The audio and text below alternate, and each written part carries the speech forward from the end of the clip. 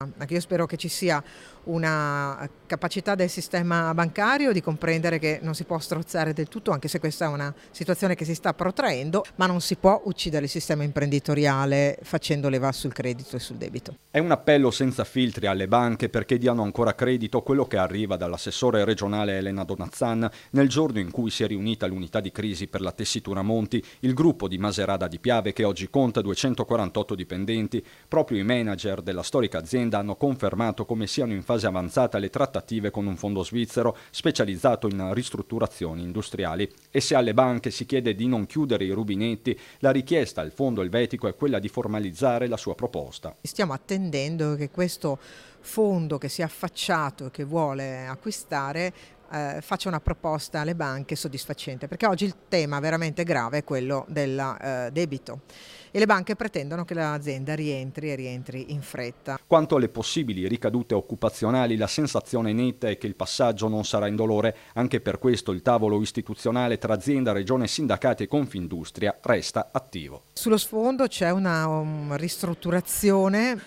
certamente peserà sul tema del personale.